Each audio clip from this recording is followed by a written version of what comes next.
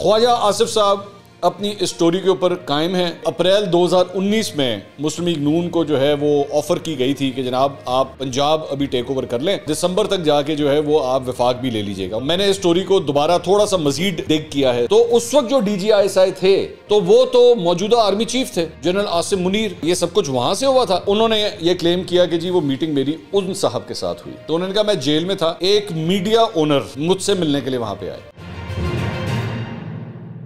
अस्सलाम वालेकुम नाज़रीन, मैं हूं मंसूर अली खान। अपने डिजिटल चैनल के ऊपर आपको खुशामदीद कहूँगा। आपसे ऑब्वियसली रिक्वेस्ट के चैनल को प्लीज़ सब्सक्राइब ज़रूर कीजिए और बेल आइकन ज़रूर प्रेस कीजिए ताकि आप हमारी जो सब्सक्राइबर कम्युनिटी है उसके अंदर आप भी शरीक हो सकें और हमने जो अपना टारगेट सेट किया है उसको जल्द अज जल्द हम अचीव कर सकें।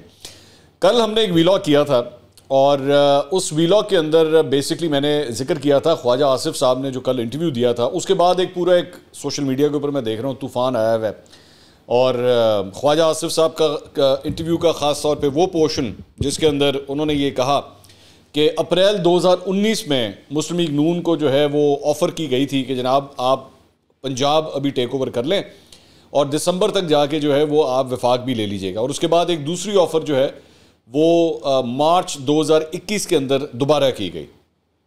अब उसके बाद इसके अंदर कुछ फर्दर डेवलपमेंट्स हैं जो मैं आपको इन्फॉर्म करना चाहता हूँ। एक तो ज़ाहिरी बात है हमने इसके ऊपर वीलॉग भी किया और बहुत से मुझे आज सुबह से ही जो है वो कॉल्स पे कॉल्स जो है आ रही हैं। मुख्तलिफ हमारे जो सोर्सेज हैं उनसे मेरी इस बारे में बड़ी डिटेल से बात हुई।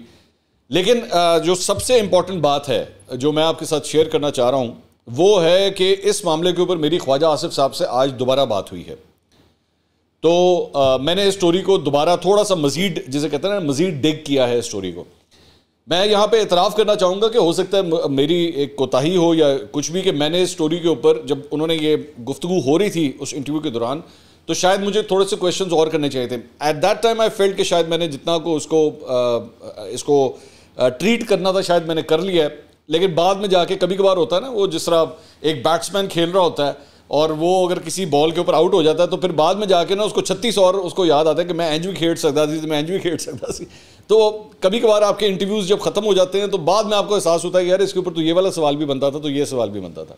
लेकिन ख्वाजा आसिफ साहब हैज़ बीन वेरी काइंड के मैंने जब उनसे दोबारा मेरा कॉन्टैक्ट हुआ तो मैंने वो सवालात उनके सामने रखे हैं और उन्होंने कुछ फर्दर डिटेल्स एंड ये मेरी नज़र में और भी ज़्यादा शॉकिंग डिटेल्स हैं जो मैं अभी आपके साथ शेयर करने जा रहा हूँ और ये अभी तक मीडिया के ऊपर नहीं आई हुई। लेकिन उससे पहले एक छोटी सी करेक्शन पिछले वीलॉग से रिलेटेड मैं करना चाहूँगा। जो ख्वाजा साहब ने मुझे कहा कि आपने थोड़ा सा यहाँ से एक हल्का सा एरर है इसके अंदर। मैंने कहा जी बताइए वो क्या एरर है। तो उन्होंने कहा कि वो आपने उसके अंदर ये कह दिया था कि दूसरी दफ़ा जो ऑफ़र आई थी जो मार्च 2021 में आई थी वो एक्सटेंशन की वजह से जो है या एक्सटेंशन के बाद हुई थी, वो उस वक्त की बात नहीं है, वो पहली ऑफ़र के साथ ये बात हुई थी। तब तक एक्सटेंशन हुई नहीं थी लेकिन गुफ्तो शनीद जो है वो उस एक्सटेंशन से रिलेटेड स्टार्ट हो चुकी थी। तो ये एक छोटा सा एरर है। तो वो मैंने कहा जी लेकिन ओवरऑल ऑफरें तो जिस तरह आपने कहा वो उसी तरह ही है। उन्होंने कहा बिल्कुल मैं अपनी बात के ऊपर मैं कायम हूँ। हमें अप्रैल 2019 के अंदर ऑफ़र आई और ये कहा गया कि जनाब अभी आप पंजाब ले लें और दिसंबर में हमसे वफाक ले लें और उसके बाद मार्च 2021 के अंदर हमसे दोबारा रब्ता हो। मैंने कहा जी ज़रा एक मिनट ठहर जाए, मेरे कुछ सवाल हैं जो मैं आपके सामने रखना चाह रहा हूँ, मुझे प्लीज़ उसके ज़रा जवाबात दीजिएगा। उन्होंने कहा जी बिल्कुल बताइए क्या सवाल है। तो मैंने कहा जी जब अप्रैल 2019 के अंदर यानी अभी इमरान खान साहब की हुकूमत का पहला साल चल रहा था तो उस वक्त तो मैंने जब चेक किया, जो कि मैं आपसे वही कह रहा हूँ कि मुझे बाद में मुझे एहसास हुआ कि ये तो सवाल बनता था वहाँ पर जो मुझसे मिस हुआ। तो अब मुझे ज़रा इसका जवाब दीजिए कि अगर आपको उस वक्त ऑफ़र हुई थी तो उस वक्त जो DGISI थे मार्च 2019 में तो वो तो मौजूदा आर्मी चीफ थे जनरल आसिम मुनीर, वो थे उस वक्त।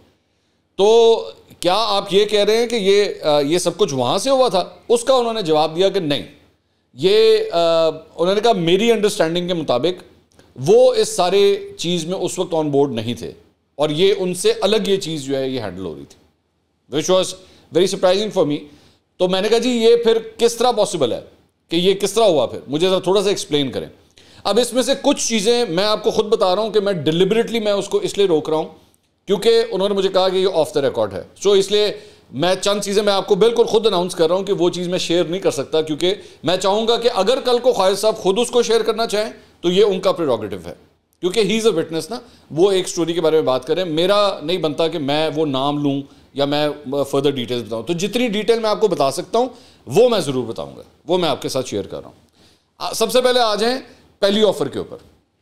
उस पर ये कह रहे हैं, मुझे ख्वाजा साहब ने कहा कि मैं जीटी रोड के ऊपर गाड़ी चलाता हुआ मैं जा रहा था, तो मुझे एक फ़ोन आया। फ़ोन कहाँ से आया वो उन्होंने मुझे बताया, मैं वो शेयर नहीं कर सकता। उन्होंने कहा मुझे एक फ़ोन आया कि जी आपने फ़लाँ जगह के ऊपर जो है एक मीटिंग है, आपने वहाँ पे आना है। और मुस्लिम लीग नून के 2 और रहनुमाओं के नाम भी जो है वो आए कि जी वो भी आपके साथ उस मीटिंग के अंदर जाएंगे। तो वो जो 2 नाम हैं वो उस वक्त जो है उनमें से एक नाम जो है वो पाकिस्तान में थे ही नहीं, जिनका कहा जा रहा था जी उनको भी साथ लेके जाइए। और जो दूसरा नाम था वो उस वक्त चूंकि ये मुलाकात इस्लामाबाद पिंडी में होनी थी, तो वो उस वक्त वहाँ से बहुत दूर थे, टाइम बड़ा शॉर्ट था, वो वहाँ से बहुत दूर थे, वो वहाँ पे आ नहीं सकते थे इतनी देर में। तो ये मीटिंग ख्वाजा साहब के मुताबिक ये खुद हुई, मतलब वो खुद से मुराद के उनकी सिर्फ मीटिंग हुई इस सारी चीज़ के अंदर। मैंने कहा जी मीटिंग किसके साथ हुई? तो उन्होंने कहा कि उस वक्त के एक सर्विंग जनरल के साथ ये मीटिंग हुई। अब यहां पे आके वो जो जिसका ख्वाजा साहब क्लेम कर रहे हैं, मैं नाम इसलिए नहीं ले सकता क्योंकि ये मैं ख्वाजा साहब के प्रेरोगेटिव पे छोड़ रहा हूं कि कल को अगर वो रिवील करना चाहें, बताना चाहें, तो ये उनका प्रेरोगेटिव है। लेकिन उन्होंने ये क्लेम किया कि जी वो मीटिंग मेरी उन साहब के साथ हुई। और मतलब फ्रैंकली स्पीकिंग, अगर वो नाम किसी दिन ख्वाजा साहब ने ले दिया तो वो इट्सेल्फ एक बहुत बड़ा तूफ़ान है, मैं आपको बस इतनी बात कह सकता हूँ मैं। तो और उनके मुताबिक जो सर्विंग आर्मी चीफ हैं वो ख्वाजा साहब का ये मानना है कि वो इस सारी स्कीम ऑफ थिंग्स में शामिल नहीं थे, उनको पता ही नहीं था। तो उन्होंने कहा कि जी वो मेरी मीटिंग हुई, और मीटिंग जो थी वो हार्डली उन्होंने कहा तकरीबन 20 मिनट की सिर्फ मीटिंग थी, 20 मिनट से ज़्यादा की नहीं थी। और उसके अंदर एग्जैक्टली इस चीज़ को कहा गया, मुझे कहा गया कि जी आप ये पंजाब अभी आप ले लें और दिसंबर तक जो है वो विफाक भी आपको हैंड ओवर कर दिया जाएगा। तो हमने मना कर दिया क्योंकि मुझे ये कह दिया गया था कि जनाब आपने जो है वो ऐसी किसी ऑफ़र को एक्सेप्ट नहीं करना, तो मैंने इसलिए रिजेक्ट कर दिया। दूसरा वो ये फरमाते हैं कि जो दूसरी मीटिंग थी जो मार्च 2021 में हुई, वो अब इन साहब के साथ नहीं थी जिनसे पहली मीटिंग हुई थी। उन्होंने कहा मैं उस वक्त जेल में था। ये बेसिकली ख्वाजा साहब को नैब के एक केस के अंदर जो है वो गिरफ्तार किया गया था। तो उन्होंने कहा मैं जेल में था, तो जेल में एक मीडिया ओनर मुझसे मिलने के लिए वहाँ पे आए। अब वो जो मीडिया ओनर कौन है ये भी मैं ख्वाजा साहब के ऊपर मैं छोड़ूंगा कि ख्वाजा साहब उसका नाम अगर लेना चाहें तो वो लें, क्योंकि उन्होंने पब्लिक नहीं किया तो मैं भी उसको पब्लिक नहीं कर सकता। मैं इस चीज़ का लिहाज इसलिए कर रहा हूँ क्योंकि ये ख्वाजा साहब का डोमेन है। वो अगर कल को रिवील करना चाहें और अगर ना करना चाहें तो वो भी उनकी मर्ज़ी है। उन्होंने कहा वो मेरे पास आए मुझसे मिलने के लिए, और मुझे आके उन्होंने एक फ़ोन दिया और फ़ोन दे के उन्होंने कहा कि जी आप ज़रा गल करो। और ये जो है इस तरह जो है वो ये ऑफ़र दूसरी दफ़ा भी की गई और मैंने फिर उसको जो है मैंने रिजेक्ट कर दिया। तो ये सारी डिटेल्स हैं जो इन मुलाकातों के। ख्वाजा आसिफ साहब अपनी स्टोरी के ऊपर कायम हैं जो उन्होंने कल रात को मेरे इंटरव्यू के अंदर कही है, बल्कि फर्दर डिटेल्स भी कुछ उन्होंने मेरे साथ शेयर की हैं जो मैं आपके सामने रख रहा हूँ। अब इससे ये तो होगी ना एक साइड, जाहिर बात है इसके अंदर एक ख्वाजा साहब ने जो एक बहुत बड़ा जो क्लेम किया वो ये था कि जनरल बाजवा की नॉलेज के बगैर ये सब कुछ नहीं हो सकता था। मैंने इंटरव्यू के अंदर यही सवाल किया था उनसे। मैंने कहा जी कि किस तरह पॉसिबल है कि इतनी बड़ी बात कि हुकूमत की तब्दीली की बात हो और चीफ को ना पता हो। तो जो मेरे कबूतर दूसरी साइड पे गए हुए हैं वो बड़ी मुश्किल से मतलब वहाँ पे परवाज़ कर रहे हैं और परवाज़ करके जो डिटेल्स लेकर आ रहे हैं, मैं वो डिटेल्स जो है वो कुछ देर के लिए अभी रोक रहा हूँ क्योंकि कबूतर ने कहा है कि हमारी जान जो है वो ख़तरे में हो सकती है, तो अभी आप वो डिटेल्स शेयर ना करें। लेकिन मेरी इत्तला के मुताबिक काफ़ी हलचल हो गई है इस चीज़ के ऊपर और इस वजह से काफ़ी बातें, गुफ्तो शनीद, मीटिंग्स और ये सब कुछ सिलसिला जो है वो स्टार्ट हो गया है। हो सकता है कि साथ में कह रहा हूँ कि अगले 12 से 24 घंटे के अंदर जो है, अब मुझे नहीं पता अब ये वीडियो कब देख रहे हैं, लेकिन अगले 12 से 24 घंटे के अंदर इस सिलसिले में हो सकता है कोई रिएक्शन आ जाए कि ये जो इतना बड़ा क्लेम हुआ है ख्वाजा आसिफ साहब की जानिब से, उस सिलसिले में कोई इस सिलसिले में कोई रद्द-ए-अमल आ जाए। वैसे मैं यहाँ पे एक चीज़ की करेक्शन नहीं, सिर्फ एक क्लैरिटी के लिए, ये मत समझिएगा कि मुझसे पिंडी ने कोई अभी तक कोई रब्ता किया है या मुझे कुछ कहा है कि जी ये हमारा रद्द-ए-अमल है, ऐसी कोई बात नहीं है। मुझे अब तक मुझसे कोई रब्ता नहीं हुआ है, ना कोई ऐसा कोई वर्जन दिया गया। लेकिन ख़बर मेरे पास ये है कि हलचल स्टार्ट हो गई है वहाँ पे, ख्वाजा साहब के इस इंटरव्यू के बाद वहाँ पे काफ़ी हलचल स्टार्ट हो गई है। So we could be seeing a reaction और something happening in the next 12 to 24 hours or maybe it could not. So I'm not sure about this, लेकिन ये इंटरव्यू, क्योंकि ये सोशल मीडिया के ऊपर ये क्लिप इतना ज़्यादा चल रहा है और मैं सुबह से, आप यकीन कीजिए, मैं आपके सामने खुल के बता देता हूँ, मुख्तलिफ तबका फ़िक्र से मुख्तलिफ लोगों के 15-20 कॉलें मुझे कम से कम आ चुकी हैं इस क्लिप को लेके कि जी इसकी फर्दर डिटेल्स क्या हैं, ये क्या हुआ था, बताएं हमें। तो मैंने कहा जी, मैं सबको मैंने यही कहा, मैंने कहा जी just hold on for my next vlog, मैं आपके साथ इस अपने व्लॉग में बता दूंगा वो सारी डिटेल्स जो आ सकती है, जितनी मैं शेयर कर सकता हूँ, ठीक है। तो ये उसकी डिटेल्स है। पहली मुलाकात एक सर्विंग जनरल के साथ हुई थी और दूसरी मुलाकात जो है वो एक मीडिया ओनर पैगाम लेकर आए थे ख्वाजा साहब के पास, ये मैं आपके सामने शेयर कर रहा हूँ। अच्छा जी, अब कुछ दीगर खबरें जल्दी जल्दी। बाय द वे मेरा अगला व्लॉग भी ज़रूर देखिएगा, उसमें बड़ी इंटरेस्टिंग कुछ डिटेल्स आपके साथ शेयर करनी है, लेकिन कुछ और ख़बरें भी शेयर करना चाहूँगा। एक तो जनाब शहबाज शरीफ साहब, एकदम हलचल मच गई आज। शहबाज शरीफ साहब जो है वो एक रोज़ा दौरे के ऊपर मुत्तहिदा अरब अमारात रवाना हो गए। अब मुत्तहिदा अरब अमारात का ज़ाहिर बात है मतलब होता है दुबई, अबू धाबी, ये मुत्तहिदा अरब अमारात यही बनता है ना। तो पिछले इतने हफ्तों से इतनी वहाँ पे मुलाकातें हो रही हैं, तो लोगों ने उसके ताने बाने इस चीज़ के साथ मिला दिए कि लो जी प्राइम मिनिस्टर भी जो हैं वो इस चक्कर में मुत्तहिदा अरब अमारात जो है वो रवाना हो गए। लेकिन वो एक्चुअली वजह यह कि जो मुत्तहिदा अरब अमारात के वज़ीर आज़म हैं, सॉरी उनके जो सदर हैं, उनके भाई की वफ़ात की वजह से उस पर ताज़ियत करने के लिए जो है वो प्राइम मिनिस्टर वहाँ पे गए हैं। तो असल बात जो है वो ये है। दूसरा एक आपसे और मुझसे रिलेटेड खबर वो ये है कि रवां हफ्ते मुल्क में महंगाई की शरह में 3.73% इजाफा हुआ है, जिससे महंगाई की शरह 29.21%, 2.1% जो है वो रही है। 120 अशिया महंगी हो गई हैं और 7 सस्ती हुई हैं, जबकि 24 अशिया की कीमतों में इस्तेहकाम रहा है। So what we can see इस के जो महंगाई का लेवल है वो 30 के आसपास, 30% के आसपास ही आके खड़ा हुआ है।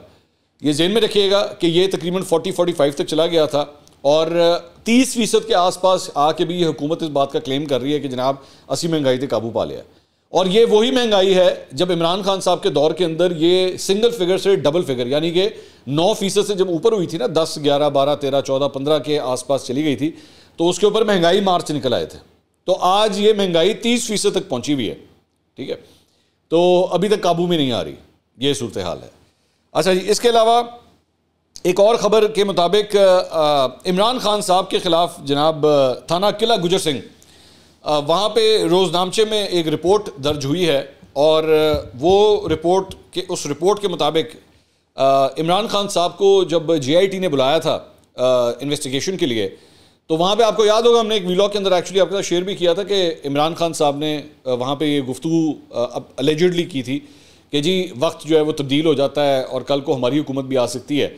तो उस चीज़ को उस वक्त इमरान खान साहब के वकला ने डिनाई किया था कि नहीं ऐसी कोई बात नहीं हुई है। लेकिन अब पुलिस ने एक्चुअली इसके ऊपर एक कार्रवाई शुरू कर दी है कि इमरान खान साहब ने एक्चुअली JIT के अरकान को धमकाया था। सो ये मामला अब सीरियस होता जा रहा है। पहले तो लग रहा था कि रूटीन की बात है, आई गई बात है, चली गई है, लेकिन मामला एक्चुअली सीरियस होता जा रहा है। इस रिपोर्ट के मुताबिक इमरान खान ने उंगली के इशारे से इमरान किश्वर और दीगर अरकान को धमकाया। मतन के मुताबिक दौरान तफ्तीश किसी मुलजिम का अफसर को डराना, आज़ादाना, गैर जानिबदाराना तफ्तीश से रोकना है। मुलजिम का यह अमल कानून की खिलाफ वर्जी है।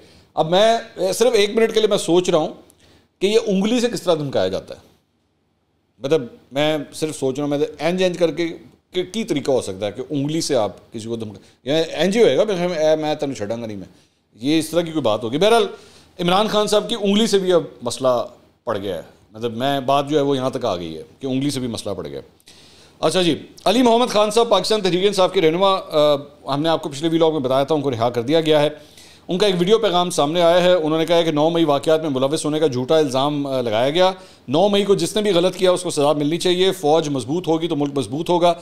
PTI और इदारों के दरमियान फासले ख़त्म करने की कोशिश करूँगा। PTI और इदारों के दरमियान फासले ख़त्म करने की कोशिश के लिए आपको सबसे पहले अपने लीडर को कहना पड़ेगा, ताड़ी मेहरबानी चुप हो जाओ। ये अगर आपने फासले ख़त्म करने हैं ना, तो उनसे एक वो था ना, छीन ले मुझसे हाफसा मेरा, तो छीन ले जाके मोबाइलों का, छीन ले जाके इमरान खान का मोबाइलों के हाथ से, ताकि वो ट्वीट करना बंद करें, थोड़ा सा खामोशी इख्तियार करें। तो अली मोहम्मद खान साहब, आई वेलकम हिम बैक। मैं उनके लिए रियली वरिड था। 8 दफ़ा उनको गिरफ्तार किया गया। He is a very nice person, I really respect him, a good parliamentarian. ये आपको याद होगा जब तहरीक एतमाद आई थी और वो मंजूर हुई थी और पूरी पाकिस्तान तहरीक इंसाफ ने वॉकआउट कर दिया था, तो ये वाहिद आदमी थे जो पीछे बैठे रहे थे। और अली मोहम्मद खान साहब के बारे में मैं ये बात भी कहना चाहूँगा कि ये शख्स डटा रहा। मतलब जहाँ पे बड़े बड़े फन्ने खान और 30 मार खान जो है वो पतली गली से निकल गए PTI को छोड़ के, ये शख्स 8 दफ़ा गिरफ्तार होने के बाद भी ये खड़ा रहा, शेर का बच्चा, मतलब ये खड़ा रहा। मैं बार बार ये कहता हूँ कि मैं इन लोगों की ज़्यादा रिस्पेक्ट करता हूँ जो आज इतने मुश्किल वक्त के अंदर जो PTI के ऊपर आया हुआ है वो खड़े हुए हैं। मैं इर्रिस्पेक्टिव उनके स्टांस से इख्तलाफ से ही, लेकिन वो खड़े हुए हैं ना, मतलब इमरान खान साहब के साथ खड़े हुए हैं। तो और ये वही अली मोहम्मद खान है जिसको मुझे अच्छी तरह याद है कि 2018 के अंदर टिकट नहीं मिल रहा था, ये मुझे अच्छी तरह याद है। और उसके बाद इनके फॉलोअर्स ने एक्चुअली बनीवाला के बाहर एहतजाज किया था, तो बड़ी मुश्किल से अली मोहम्मद खान को टिकट दिया गया था। अल्टीमेटली ही वन। लेकिन इमरान खान साहब से वफा जो है उस शख्स ने पूरी निभाई है और आज भी वो इमरान खान साहब के साथ ही हैं। काश अब मैं जितनी वैसे कदर कर रहा हूँ ना अली मोहम्मद खान की, काश इमरान खान साहब भी इतनी कदर करें ऐसे लोगों की। अच्छा जी, इसके अलावा एक ट्वीट मेरे नज़र से गुजरी है, वो मैं आपके साथ शेयर ज़रूर करना चाहूँगा। ये फैसल खान साहब एक ट्विटर सारिफ हैं, उन्होंने ये ट्वीट की और ट्वीट के अंदर इमरान खान साहब जो है ना, वो उनकी गाड़ी जो है वो इस्लामाबाद से लाहौर की तरफ जा रही है और काफ़िला है गाड़ियों का, बेसिकली लैंड क्रूज़रों का एक काफ़िला है। एक एक गड्डी 5-5 करोड़ तो घट नहीं हैगी, 5-6 करोड़ तो घट नहीं हैगी। तो उसके ऊपर जो है वो और बारिश हो रही है, तो क्योंकि जब ज़्यादा बारिश होती है तो ज़्यादा पानी आता है। तो उसके ऊपर इन साहब ने लिखा, जो अल्फाज लिखे वो मैं आपके साथ शेयर करूँ। उन्होंने कहा जी, खान साहब वापस लाहौर जा रहे हैं लेकिन रास्ते में शदीद बारिश। इतनी तकलीफ पाकिस्तान की तारीख में कभी किसी को नहीं दी गई जो खान को दी जा रही है। उफ, तो वाह, आप यकीन करें ये मनाजिर देखकर मेरी आंखों में आंसू आ गए।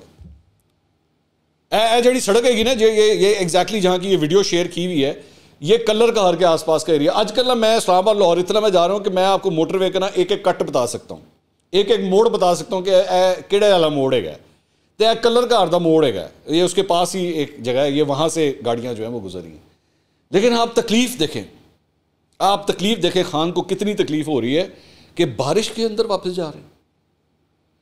ओए होए होए, एडी तेज़ बारिश से गड्डी बह के जा रहे हैं ना, एनी तकलीफ़।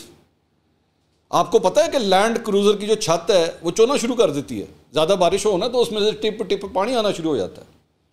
और कितनी तकलीफ़ हो रही है इमरान खान साहब को। मैंने एडा वड्डा अजीम लीडर, मैं नॉर्मली आपको पता है मैं इस तरह ट्वीट्स वगैरह शेयर नहीं करता, लेकिन ये वाली ट्वीट जो है ना, यार मेरे दिल से लगी जाके। मैं कहा हाय हाय वे मेरे खान नू, मेरे कप्तान नू कित्थे लाता, वेखो ज़रा की बर्दाश्त करना पै रहा है। बारिश गड्डी जा रहे हैं, 5.5 करोड़ 6 करोड़ की गड्डी जा रहे हैं। ओए होए होए होए होए, क्या वक्त आ गया। एक वो वक्त था कि असी बनी गाला तो प्राइम मिनिस्टर हाउस आना होंदा सी ते असी हैलीकॉप्टर च आंदे सन।